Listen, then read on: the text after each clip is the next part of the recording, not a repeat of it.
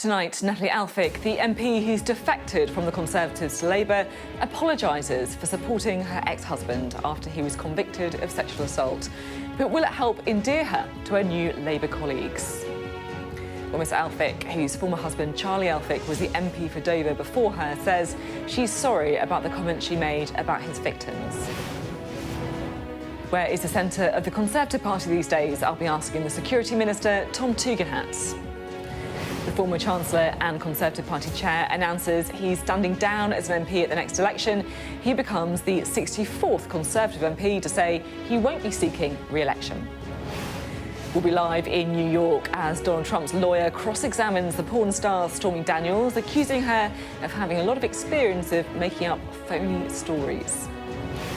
Our data and economics editor will tell us the latest as the Bank of England edges towards a summer rate cut.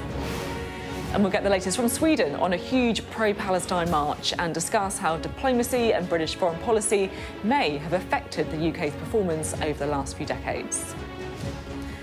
All that and more with our guests Sonia Sodha and Charlie Rowley, who will be with us for the next hour. It's Thursday, I'm Sophy Ridge live from Westminster, and this is the Politics Hub.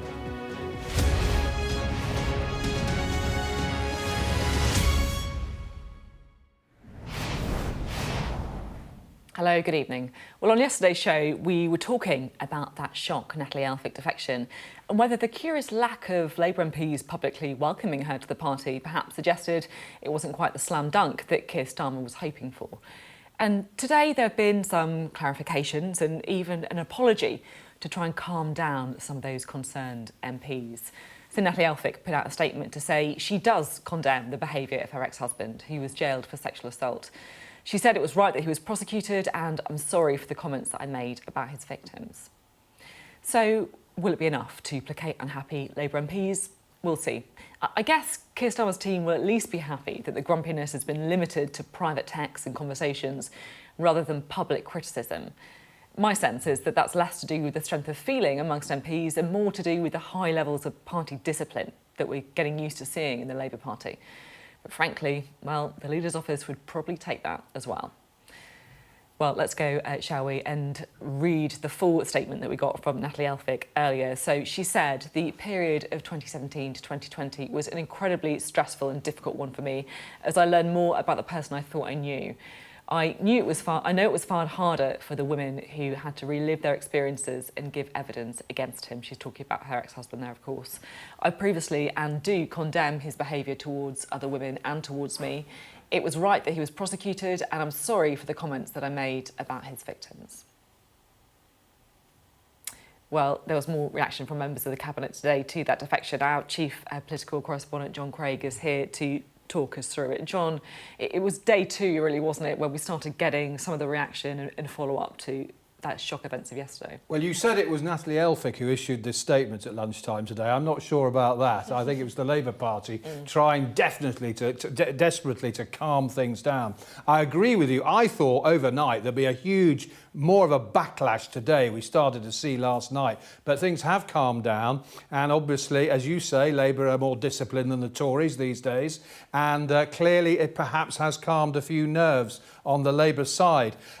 What has happened today in Parliament, first of all, it was the Thursday morning Penny Mordaunt Vaudeville Act, otherwise known as business questions. And she wasted absolutely no time in lampooning Sir Keir Starmer. She later on said, I'm not about to defect to the opposition. I'm not about to defect. They would not be interested in me. I'm too left-wing. Genuinely quite funny, I thought. Oh, not half. I mean, she was on Thursday morning. This was her Penny Mordaunt ridiculing Sir Keir Starmer over this defection.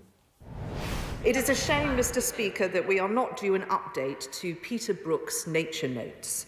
For the decorator crab is a species which covers its surface area with materials to disguise its true form, usually selecting sedentary creatures and seaweed. The leader of the opposition is the decorator crab of these benches, desperate to show that he's not really leading the Labour Party at all. He has channelled Margaret Thatcher, his deputy has praised Boris, he's expelled the member for Islington North with great fanfare, a man who he was campaigning to be Prime Minister only moments before, His exterior shell is stuck over with St George's flags, his Gunners season ticket, and several programmes from the last night of the proms. This is Operation Radish, the concerted effort to convince the British public that while the Labour Party might look red on the outside, at his heart, it isn't really at all. We heard from David Cameron as well, didn't we? David Cameron was making a speech today all about security, foreign affairs and so on, serious speech on that. But he couldn't help himself jumping in on the great political story of the last 24 hours. He did a Q&A at the end, and nobody asked him a question about Natalie Elphicke, but he couldn't resist it. It was the David Cameron rolling back the years, the old pro. Here was David Cameron right at the end of his Q&A talking about Natalie Elphicke. In life, if you don't stand for something, you will fall for anything. And I thought that's sort of what yesterday showed, that there isn't a plan, there isn't a policy about anything. When you wake up and hear about a defection, you think, oh no, not another one, how are we going to handle this? By the end of the day, it was like, that says so much more about Keir Starmer and the Labour Party and the complete lack of a plan than it does about a Prime Minister who's a good man doing a great job at a difficult time. You're right, John, aren't you? Usually it's the politicians telling off the journalists for, asking questions that aren't about foreign affairs, these things. I guess we should reflect, though, as well on what he was talking about, because it is a really important issue. It was billed as a big picture speech all about how Europe needed to do more to counter the Russian threat and so on, spend more on defence. The politics of it, though, he was talking about how you could trust the Tories on defence rather than Labour, and he said the next election would be fought, security to be on the ballot paper, he said. Here's a flavour of what Mr Cameron was saying about security. We need to adopt a harder edge for a tougher world. Pursuing our interests effectively means revisiting approaches to foreign policy born of good intentions and ask if they are truly fitting for the world of today.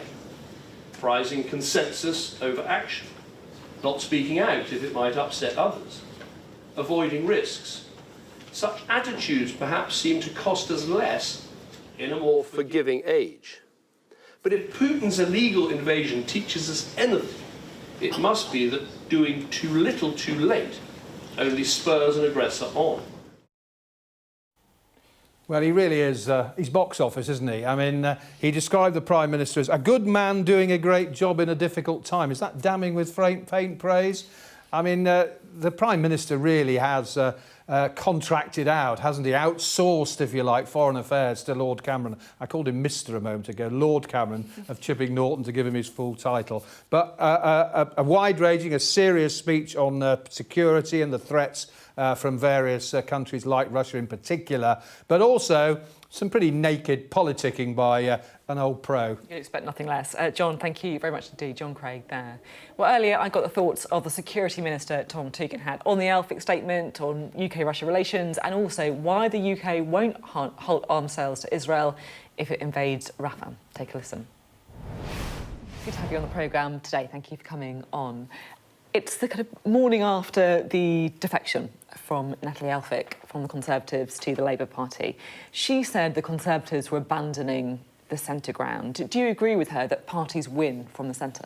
Well, I think parties win when they have principles. And what Keir Starmer is showing us is that, frankly, he's got a party that includes Zara Sultana on one side and Natalie Elphicke on the other, but has no room for the guy he wanted to put into number 10 only a few years ago, Jeremy Corbyn, or Diane Abbott, who's been campaigning for the Labour movement for, 20, 30 years. I mean, it's a remarkable thing.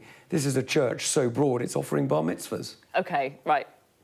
That's not quite the question I asked. Do you think that parties win from the centre ground? Yes, I do, which is why I've always been a strong advocate of centrist policies, and you know that. But it's not just from the centre ground.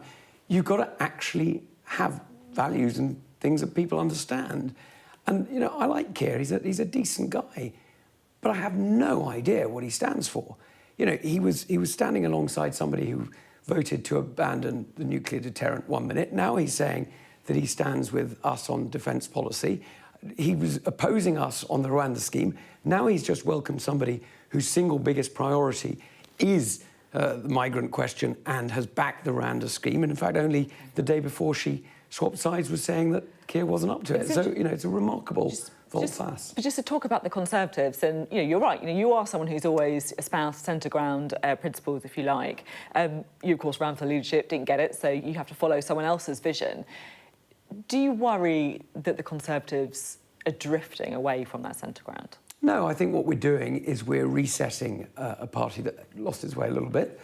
We know that. And what Rishi has done brilliantly is he's brought us back to the centre, and he's making sure that we have the kind of policies that make a difference. Look, his tax-cutting agenda, he's dealt with NI, as you know, giving people about £900 back each year. That's a good start. He's reset on defence, going up to 2.5%. It's a great start. And, he's reset the relationship with the European Union through the TCA. These are really important decisions. Because I was intrigued, I'll be honest, during the kind of local election coverage madness, by a tweet that you retweeted that I think we can see it. It's by the political editor at Byland Times. He said, the amount of coverage given to the Green Party, who've so far won 159 seats in these elections, compared to Reform UK, who have won 2, has been quite something. Yeah, it's the Conservatives who are banging on about reform all the time. No, well, I'm talking about policies of many different parties. But one of the things that I think we haven't covered properly is, the Green Party aren't just, an environmental movement. They want to abandon any defence force. They want to totally change our tax system. I'm just intrigued, though, because, you're saying that we're focusing too much on reform. But that, you could argue, is what the Conservatives are doing. No. Do you think there is... it's a genuine question. Do you think that there is a risk for the Conservatives in just focusing too much on reform and perhaps missing out on the voters that you're losing to the Lib Dems or the Green Party or the Labour Party? Sorry, what Adam was talking about was media focus. Yeah, I know. Okay, so, I know that's about what I'm talking about is the Conservative Party focus. So in Tunbridge, I focus on every opponent who sets out a different agenda, because my job, what I try to do, is to serve everybody in the community.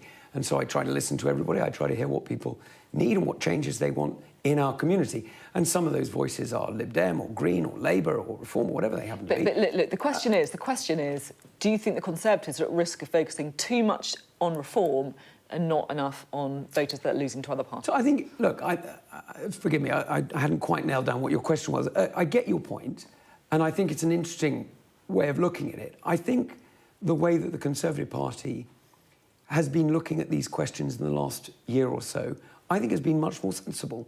We're not trying to chase down the right or, do those sort of things that people spoke about a year or 2 years ago.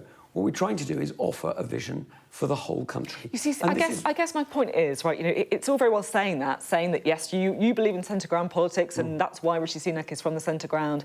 You don't think it's a good idea to chase reform too much and that's why you're not doing it. But if you look at your policies, you're talking about Rwanda, you're talking about illegal immigration all the time, you're making the decision to cut taxes as opposed to invest in public services. Some would say you are... Sorry, Sophie, I don't accept that. I mean, it's a fair challenge, but I don't accept that. I think the 2.5% in defence is an investment in public services in the UK. OK, a particular one. I think if you look at the amount that we put into the National Health Service, that is a fantastic investment in public services in the UK. If you look at the work we've done on things like the NHS app and the transformation of health services in the UK, that is an investment in public services in the UK. Okay. Look, of course it's true we're talking about Rwanda and we're talking about migration because these are things that matter to the British people. But you're absolutely right, other things do too. I talk a lot about education in my constituency. You'll understand that, as the security minister, I focus on things that I can't always talk to you about a lot of the day.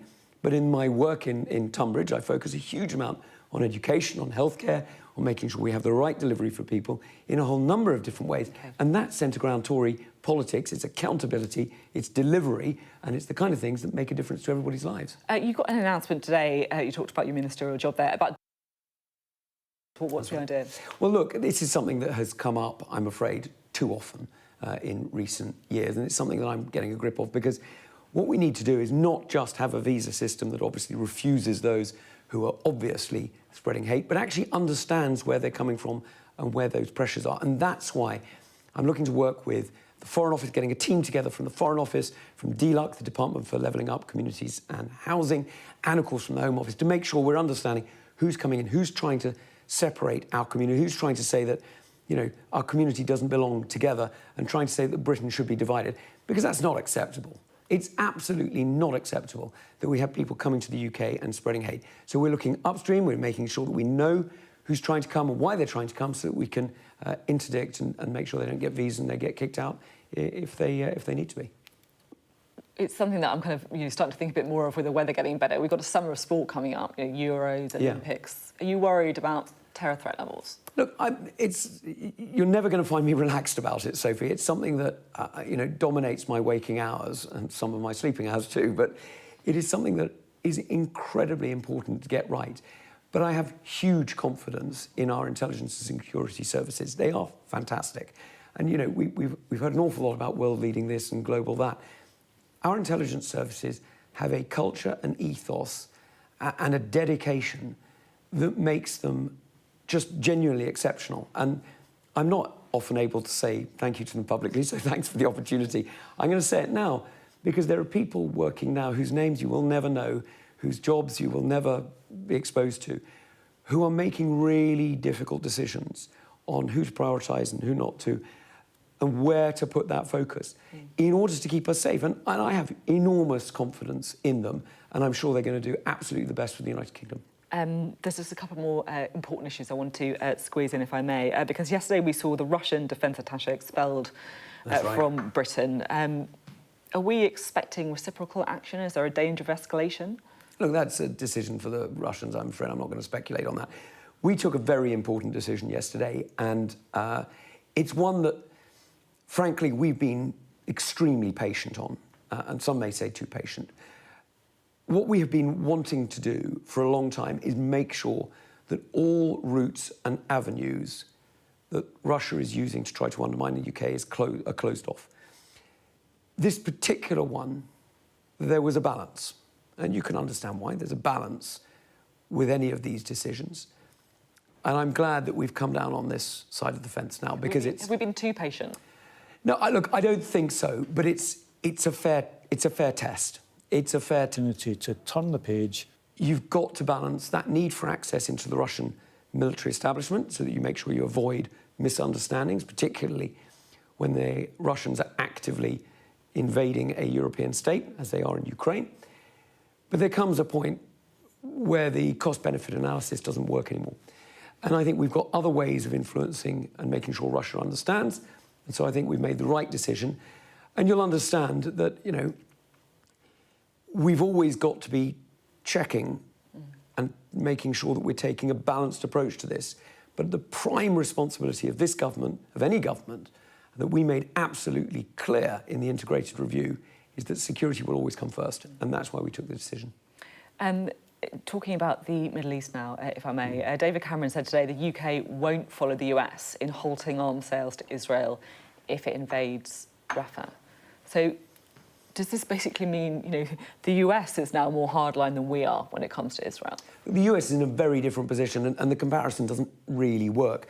I've heard this line, and I'll be honest, I don't get it. I don't understand. Well, let me explain it, Sophie, because it's, the US has two ways of delivering arms to Israel. First of all, it sells weapons in the normal way, right? So ship comes with selling shells or equipment or whatever, and that supplies an awful lot of Israel's armaments. And the second way is there is storage capabilities in Israel which are released at times of national emergency that are under US control and that Israel is then able to access.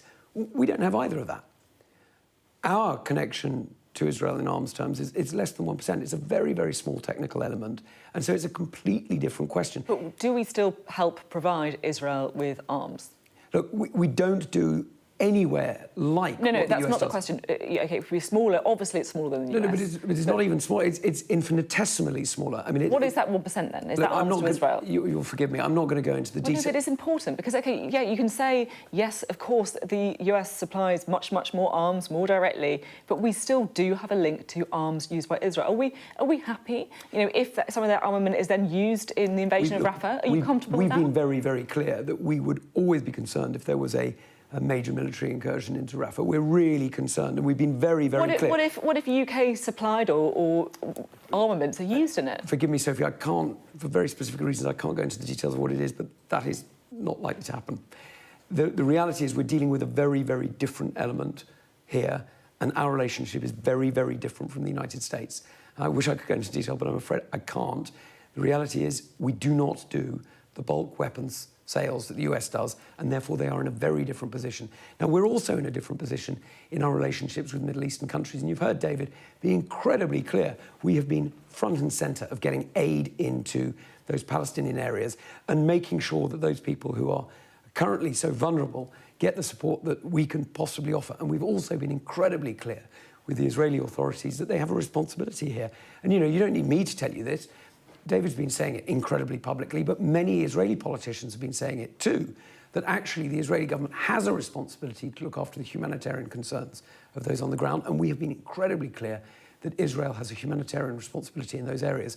And, you know, that is something that we are able to do because of the relationship we have, not just with Israel, but also with Jordan, with Egypt, with Saudi Arabia and with others. OK, thank you very much indeed, Tom Tugendhat. Thank you.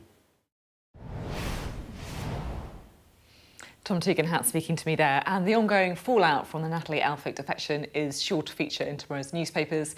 We'll have our extended press preview and news review from 10:30 this evening with tonight's news and tomorrow's headlines. Joining us will be the CEO of Total Politics Group, Mark Wallace, and the political journalist Zoe Groenewald. Right, let's chat through, shall we, with our duo for this evening. I'm joined by the chief leader writer at The Observer, that is Sonia Sodha, former policy advisor to Ed Miliband as well, and the former special advisor to Michael Gove, Charlie Rowley. Good to have you on the programme. First time, Charlie. So, thank you. Thanks for having me. No, it's good to have you here. Right, Natalie Elphicke. Feels like we've got kind of the dust has started to settle, kind of 24 hours on. Sonia, is this a triumph for Keir Starmer, or is it not quite the slam dunk he wanted? Well, I suspect that there might have been more negative reaction to it from within his own party than he expected. And you can see that it sort of feels like they were a bit kind of caught adrift in terms of the extent of the reaction that was building up last night that you were discussing with John earlier in the programme. I think that statement, I mean, I agree with John, it sort of very much looks like a statement made under some quite great pressure, but that statement is important. And I think there's two sort of issues to separate. One is kind of her politics, and is there a place for her in the Labour Party? And there's always going to be some people in the Labour Party who say, we shouldn't be taking defectors. But I think the bigger issue here was actually around the Women's Parliamentary Labour Party and the issues around what she said around the victims of, sexual assaults that her husband has now been convicted of. And I think if you're looking at it, and you've been fighting as a female MP for the Commons to be taking, assault, harassment, bullying seriously in the Commons, and then you see this happen, you kind of think, well, what does that send out? What message does that send out? So I do think, I mean, it's very clear that that statement was made because it's been more of an issue, I think, than the leadership predicted. But I think it is very important that that apology is out there because it was not good. And I think maybe there'll be people around Keir Starmer who still think that they made the right decision in terms of the politics. But I think that the question that people have who've sort of had an issue with this in the party is, morally, was it the right thing to do, given the way that she has behaved? It's interesting, isn't it? Because there's obviously been this depth of feeling for many different reasons from the Parliamentary Labour Party about it. But I mean, the Conservatives would love to see this kind of discipline, wouldn't they? It's kind of like a few kind of grumpy messages or private briefings. If this was a Conservative Party, they'd be all over X, wouldn't they? Making it very clear. Quite disciplined. Well, it's interesting because I think this is actually something that seems to have united the Conservatives and the country, that it is such an odd defection. And for Labour Party to accept, Natalie Elphicke, who has berated Sir Keir Starmer for his policies on stopping the boats and or lack of policy on dealing with illegal immigration.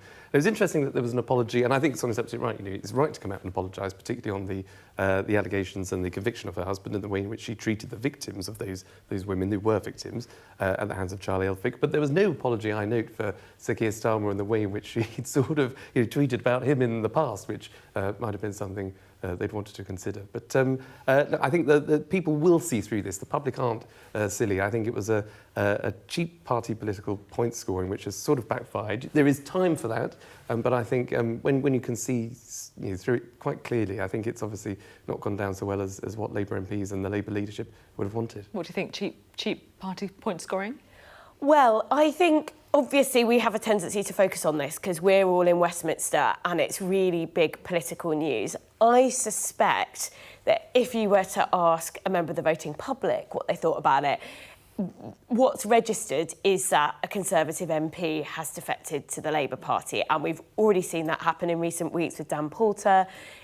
You know, there's chat in Westminster about it happening with a couple more. So I don't think it's damaging for the party in terms of the electorate so much, but I mean, obviously time will tell. Do you think we might see some more defections then? Well, I would hope not. But you would be thinking, if you're in, Labour Party HQ, or if there are going to be any other defections, you'd hope that they actually come a bit quicker to cover up this story and move it on, because it's been a bit of a shambles. But you also think to yourself, well, as Sonia was saying, you've had somebody from a health background, someone in the NHS, one of the Prime Minister's top 5 priorities that's defected to the Labour Party. You've got someone who's in the South East, in Kent, an MP for Dover, where immigration is a big, big thing, illegal immigration is a big thing there, defected from the Conservatives to Labour because she thinks the Labour Party could deal with it better. Are we going to see someone as a former economic minister or someone from a business background in the Conservative Party defecting to Labour to try and attack the Prime Minister's, or basically break up the Prime Minister's top 5 priorities? And you have a number of people to say that Labour are doing maybe it. they'll be listening to you tonight, Charlie, and they've got an idea. I would hate to be advising, I'm not going to advise the Labour Party, because I don't think actually that... Keir Starmer's like, this is a great idea. I'm not entirely sure that it's that strategic, but you never know. But that would be something that I think would be damaging for the Tories, but something to look out for. OK, thank you both very much indeed. We'll have lots more from both of you later on in the programme. You're watching the Politics Hub. Coming up, porn star Stormy Daniels is back on the witness stand for a colourful cross-examination in Donald Trump's hush money trial. We'll have the latest. From the politics of protesting to the politics of how voting shakes down, we'll be looking ahead to Eurovision this weekend. But up next, the former Chancellor and MP for Stratford upon Avon is the latest to say he's going to exit the stage at the next general election. We'll chat next.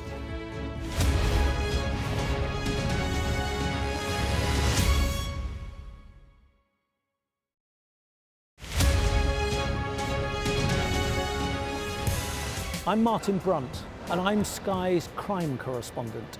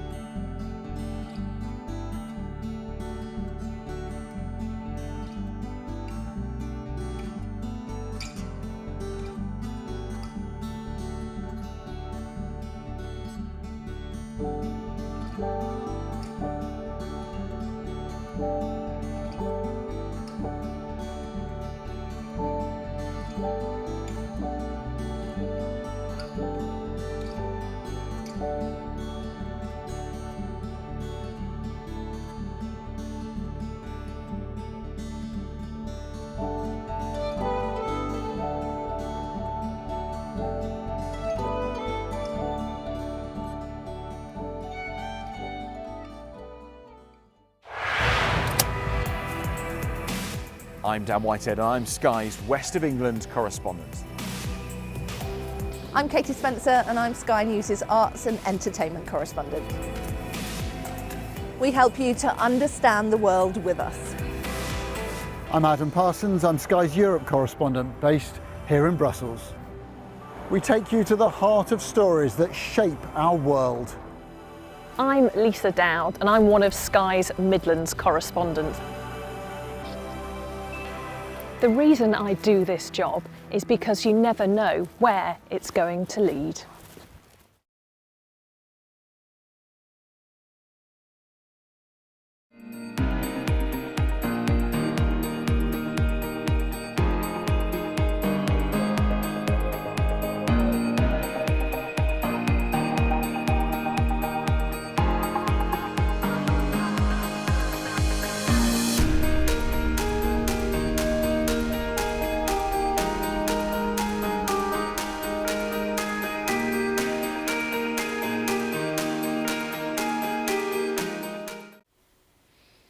Hello, welcome back. You're watching the Politics Hub on Sky News, the top stories.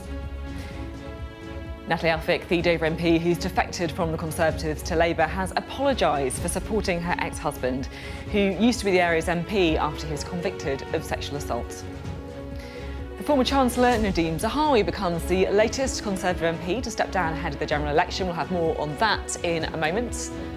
The Bank of England holds interest rates again, but there are hints from the governor that a cut is underway. Neither of these two are a governor, but you've got a little preview there for who's on the pay-per-view later, so that is always good to know as well.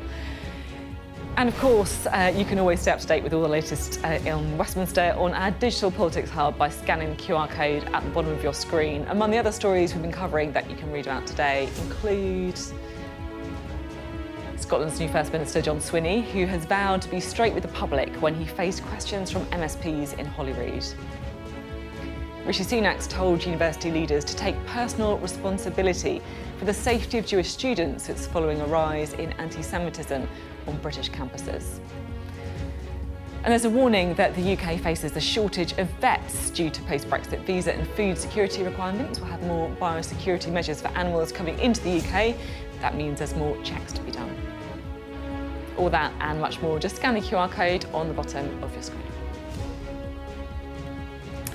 Now, it's another day, and another Conservative MP has announced they're standing down at the next election. The former Chancellor Nadhim Zahawi, who represents Stratford-on-Avon, has said he won't stand again after 14 years in Parliament. Well, in the statement, he described his departure as sweet sorrow, very fitting for an MP for the constituency of Shakespeare. He wrote, "Every morning as I shave my head in the mirror, I have to pinch myself. How is it that a boy from Baghdad who came to these shores, fleeing persecution, unable to speak a word of English, was able to do as much as I have? For all our challenges, this is the best country on earth, and it helped me make my British dream come true." Right, let's talk again, shall we, to Sonia and Charlie. Nadhim Zahawi, are you surprised by that name? He must be someone that you've worked with relatively closely. I wasn't surprised. He's had a number of jobs in government, Education Secretary, he was the Vaccines Minister during one of those difficult times that the country's faced. He went on to become the Chancellor of the Exchequer. And that might not have ended how he would have wanted to be Chancellor of the Exchequer, but reached that office, high office, as he said, under circumstances that are unique to him. Coming to Britain from Baghdad, not being able to speak English, becoming a Conservative MP and reaching the second highest office in the land in terms of politics is a great achievement. So I think if you're looking to the future, and I think he probably has consulted his family and thinks that this is probably the right time to move on and do something else, I think everybody wouldn't blame him for that, and everybody would wish him well. Is there a concern about, we talk about the sort of brain drain, I guess, in different parts of the country, of a brain drain in Parliament? Because there's an awful lot of very experienced ministers and members of Parliament who've announced they're stepping down. Yeah, I mean, I think when you get a government that's been around for 14 years, like the Conservatives have, and with the sorts of poll ratings that we're seeing at the moment, there's always an extent to which you'll get, some of the big beasts of a party or people who've been around for a long time saying, right, this is the time for me to go and do something else. But it feels like there's been a lot of that with the Conservatives. I think it was in the 60s, wasn't it, the number of Conservatives MPs who say they're not standing again. And I think it just really contributes to this sense of a party that is divided, it's factional, and people don't think that Rishi Sunak can win in his own party. And I think it says something to the electorate, even bearing in mind that point that people who served in a lot of government jobs, when they're facing a long spell of opposition, might think this is time for me to exit. And I think your point about experience is really, really important, actually, because what you don't want is everyone who's got experience of government to sort of, leave the Commons just because they think their party's going into opposition. Opposition's quite tough, though, isn't it? It is a tough gig, yeah. I know from working for Ed Miliband back in 2010. It's a very tough gig, yeah.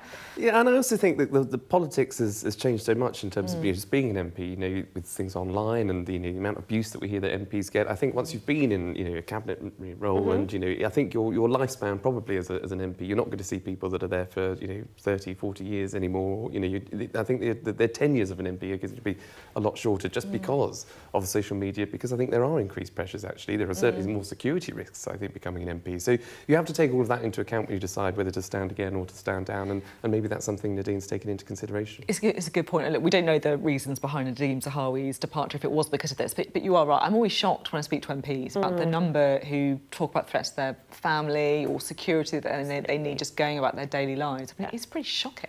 It is, and it's actually why I generally have, you know, lots of admiration for people who do it, because I think it is a sacrifice that you have to make in terms of the hit that your private family life takes, you know, the risks that you expose not just yourself to as an individual, but, you know, you often hear MPs talk about the risks that they feel their family members, including their children, are exposed to. You know, for example, if their home address is public and they become targeted at home. So, yeah, I think we should have a lot of respect to people who step up and do the job despite that. I mean, I think the other thing is it's also quite a difficult head shift once you've been in government to adjust to opposition. Yeah. And I definitely saw that with Labour. I mean, you have people in the shadow cabinet who'd been cabinet ministers, and it's very different being in the shadow cabinet to running a big government department. Yeah, you can definitely see that, can't you? Thanks both very much. Coming up next on the Politics Hub, we'll have all the details of Stormy Daniels' colourful cross-examination in Trump's hush money trial. That is live from New York. Also, protests at Eurovision, including a familiar face. Plus, we'll track Britain's competition fortunes throughout the years. Stay with us.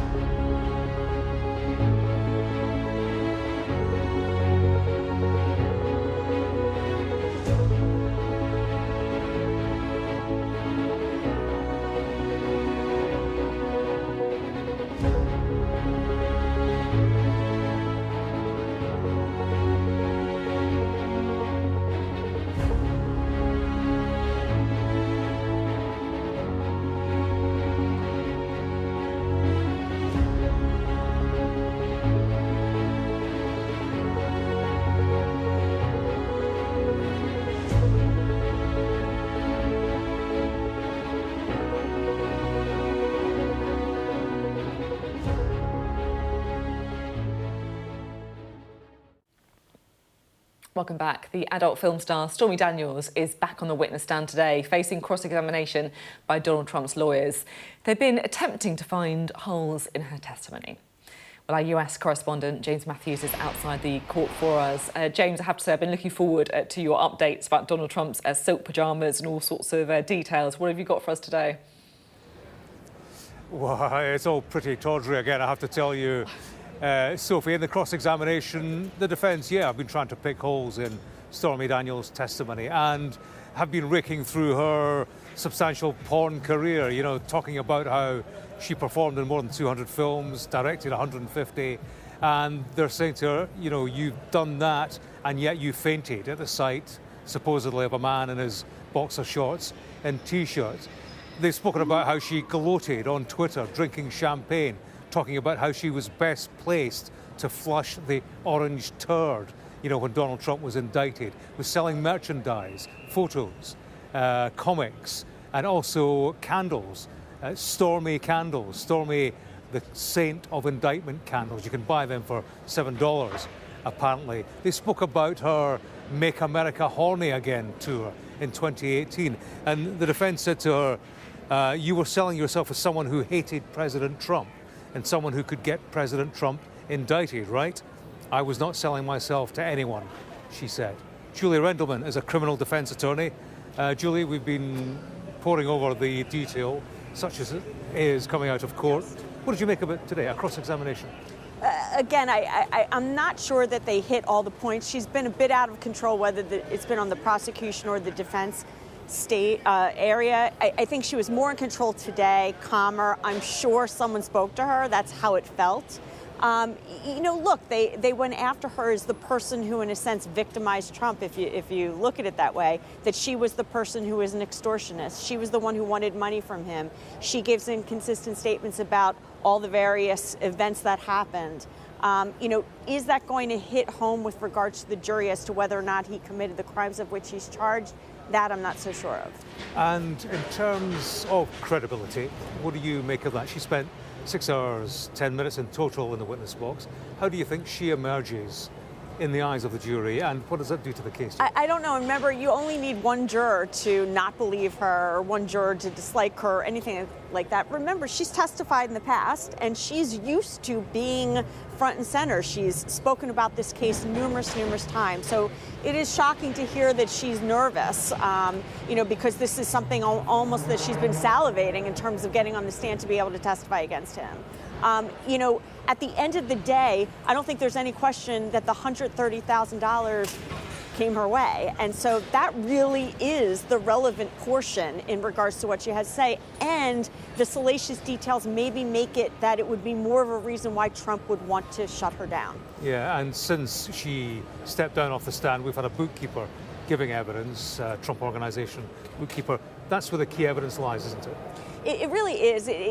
You know, one of the interesting things that we hear, and we heard this from Hope Hicks, how involved Trump is in every single decision that's made when it comes to his money, when it comes to his finances, when it comes to his checks. And that's going to be huge because they're going to argue, the defense, that he didn't know certain things. And the prosecution is going to say there is nothing about Donald Trump that indicates he was unaware of things that went through him in terms of finances. Yeah, you're a criminal defense attorney. We've had 2 weeks of evidence now. How do you think it's playing out? Where does it stand in terms of you know, we all sit here guessing about, you know, what a juror's interpretation is. You know, even when jurors come back with notes after, you know, summation and they're making a decision, every one of us guesses going, oh, which juror is it? Which, you know, what does that mean? We know absolutely nothing, and I think it will be interesting when Michael Cohen testifies, because I think that will start to sway the voters in a sense in terms of how strong they think this case really is. Yeah, Stormy Daniels quite confident today. I think the general view was she was shaky under cross-examination 2 days ago, quite confident today. They made the point, you know, you make phony sex films, suggesting that the Trump liaison was phony. She said, look, if that was untrue, I would have written it a lot better. She was quite spiky. Right, and I mean, her personality seems to always come out. You know, that there's jurors kind of giggling, chuckling. Were they laughing with her or at her? I don't know. It's certainly not someone that Trump wanted to hear from, because these are the details that, again, we talk about. The details were what he was trying to keep away potentially from his wife and potential people that would eventually be voting for him. Great. Julie, thanks again. More from you in due course. I can tell you, Sophie, that there's been a statement from Stormy Daniels' lawyer following her appearance in the witness box. He says she's shaken by the ordeal and the social media and the attacks and venom that she goes through daily. She certainly is always concerned about her safety. The view there of Stormy Daniels' lawyer. Donald Trump appeared quite happy with the cross-examination of her. He was seen to lean over and tap his attorney on the elbow after she'd done her Q&A. OK, James, thank you very much indeed. James Matthews there, keeping us up to date with that extraordinary trial. Now back here in the UK and interest rates, because earlier the Monetary Policy Committee voted by 7-2 to leave UK interest rates on hold at 5.25%. But the change in the vote will be seen as a further sign that they could be coming down soon, perhaps even next month. Here's our data and economics editor, Ed Conway. Spring has sprung, but for many farmers across the country, it's too little too late. There's been so much rain in recent months that many of their fields, like this one, are simply not productive. As a farmer, we're used to having a wet season, but when you have a wet summer backed up by a wet autumn, backed up by a wet winter, and then into the spring, it's just completely demoralising. Agriculture is only a small part of the UK economy these days, but the rest of the economy has had its own problems. High inflation, high interest rates, low growth. But today the Bank of England said at least some of those issues were coming to an end. Frankly, I have to say, this time last year, if we imagined, if we could have foreseen that we're going to be where we are today, we would have been really, pretty pleased, I suspect. OK, so you're quite pleased with where things are. Let's face it, the outlook this time last year... Does it feel like a kind of semi-mission accomplished moment here? Well, look, we're central bankers, we're cautious people. We never we don't think it quite in those terms, but I think we're well on the way now towards where I hope we'll be.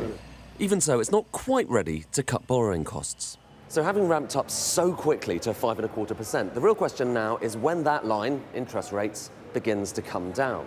Because the longer it stays high, the more pain there is shared across the economy. And for many politicians, particularly government politicians, who want to hinge the next election on the state of the economy, it can't come down soon enough. I think the path is, based on where we are today, and the world not changing, the path is downwards. OK, but how soon? Every meeting is a fresh decision. Every meeting in that sense is in play. I was very clear this morning. I said, look, it's not a fait accompli, and it's not ruled out for the next meeting, which is in June, and the same would be true of August as well. So it's possible in June, possible in August as well. Yeah. But that's too late for Harriet, who refixed her mortgage last month. Her monthly payments went up £500. These are the real-world consequences of higher interest rates being felt far beyond the City of London. The timing is, it didn't land well for us. Should it have been in the autumn, then we may have got a better rate, which would obviously be better. Spring is here, the flowers are out, and the economic news is getting better. But from the high street to the fields that provide our food, there are still scars from the last few years that will take some time to heal. Ed Conway, Sky News. Ed Conway there, our economics and data editor. Still to come on the Politics Hub. We're going to be talking Eurovision as Malmo steps up its security, plus why the days of nil point, I don't know how my accent was there, but forgive me, why that may be over for the UK. Hi, Matt here. Coming up on the UK Tonight at 8 o'clock, the shocking scale of negligence claims and compensation payouts in NHS maternity wards. Plus, encouraging noises from the Bank of England, but no rate cut just yet. We'll be finding out what it means for your mortgage and your savings. And we'll be talking to the strongest siblings in the world, Tom and Luke Stoltman, after one of them won the world's strongest man for the third time. Which one? Find out. All that and much more on the UK Tonight at 8.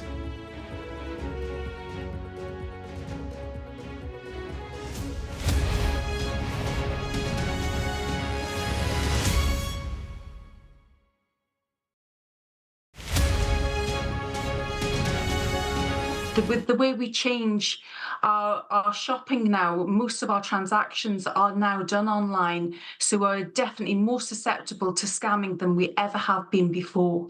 So there was an investigation led by the Guardian, and it was reported yesterday, about a huge number of fake websites that have been created. And basically it's using the branded goods, or all the premium shops, all the things that we would like to buy. So it's everything from Prada down to our Clarks. And what they're actually using is that branded name in the website somewhere that it then entices us to go in to buy a purchase. But unfortunately, what we're then doing is, one, passing on our personal details, and secondly, buying or potentially buying from a fake website that actually doesn't exist. So when your expectation is then you've bought your shoes or whatever you've done, you put it into your checkout, you're expecting your shoes in 14 days time or whatever, and it doesn't arrive. And of course, then you're in the situation where you have passed on your credit card details and you don't have your goods that you think you bought. What you really have to do is make sure that in the top button and the search button, it is the exact website that you're looking at. Sometimes what we're finding is that you might have that in fake websites, you might have something like Prada.net or Prada handbags. What you're looking for, what you actually need is the correct website and the correct shop in the first place. So it's little things like that, making sure that you are logging on to or putting the right details into the search engine in the first place. Unfortunately, we are in the situation now where we don't have as much money as we used to have. We are always looking for bargains, and that is why we become more susceptible to these sort of low price, too good to be true deals. And you are right. If it looks too good to be true, it possibly is.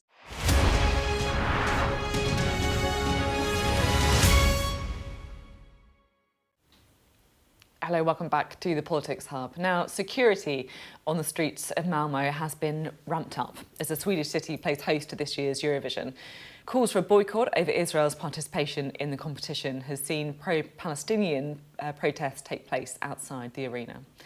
Well, our Europe correspondent, Siobhan Robbins, is in Malmö for us. Siobhan, what's been happening?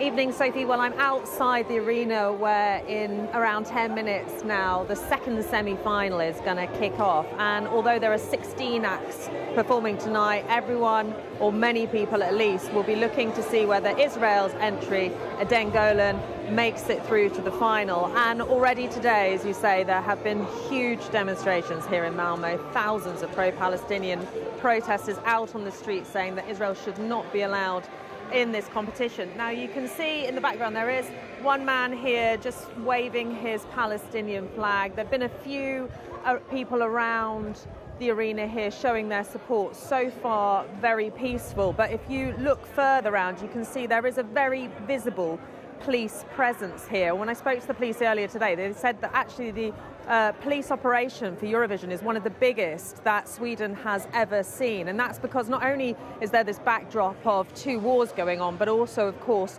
the recent Moscow terror attacks. So they are on level 4 of 5 on their terror threat level, and they're not taking any chances. But we have seen this sort of quite relaxed, visible action from there. No tear gas, no roughing anyone up. They're really trying to make their presence known and sort of warn people to stay calm in that way. Now, as I said, the semi-final will be going on. We heard boos when Eden Golan performed last night, so that will be another thing that people will be watching out for. Will anyone try to stage a protest within the arena itself? But she has had some very vocal support, particularly from Israel's Prime Minister himself. Siobhan, thank you very much indeed. Siobhan Robbins there, bringing us the latest and the controversies in Malmö, Sweden. Now, I will level with you because Eurovision is not really my thing, but I gather it's a pretty big deal for many of you this weekend. And of course, it's always been the most political of programmes with that dreaded voting bloc as well. So, in light of that, we thought we'd have a look at how the UK's Eurovision fortunes have fared over the years. And here are the points we've had over the last 3 decades. So let's start with the 80s. Now, the bars may look low, but the UK was regularly placing in the top 10. We were the runner-up in both 89 and 88, losing to Celine Dion that year.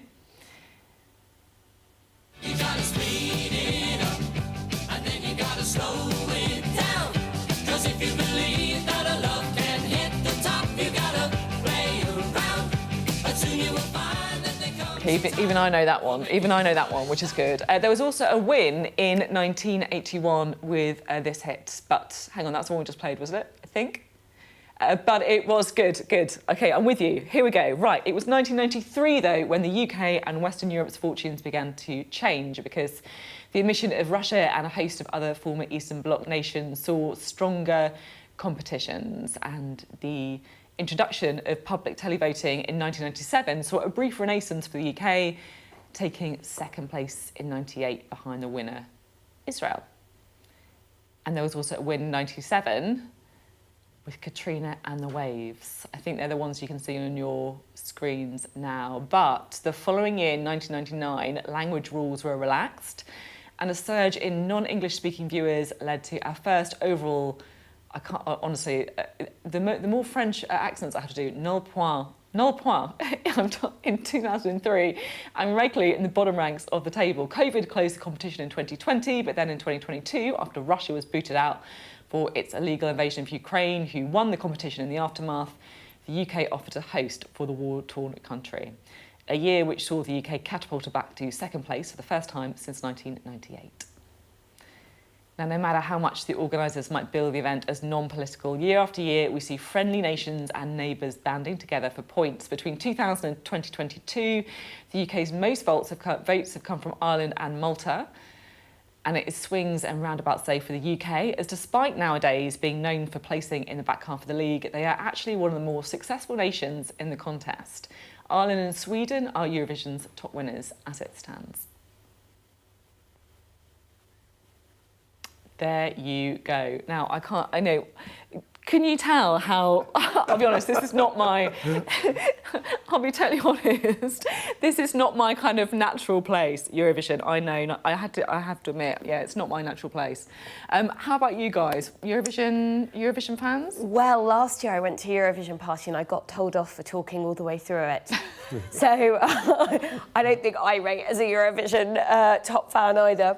No, well, I don't mind losing to Celine Dion. I thought that's probably a worthy win to lose to. But the only Bucks fizz I'm interested in is the one I can drink. Oh, very good. That was nice. Very nice. But I think perfect for a Eurovision party, right? I think so. But the voting has changed, I think, over the last couple of years. Yeah, I don't know whether it's but so you know it's no longer just the public vote. You've got some judges that sort of give you about 50%, and then the other 50% is by the public vote. So I think we could be doing a bit better. It's a very complicated, bit more voting democratic. system. Yeah. Yeah. But I do have to say that surely nothing has ever topped ABBA with Waterloo, though. Waterloo. And we can agree on that, I think, definitely. That's one Eurovision song I have heard. We've managed to get through the Eurovision chat. Well done, everybody. That's it from us tonight. I'll see you next week. The UK tonight.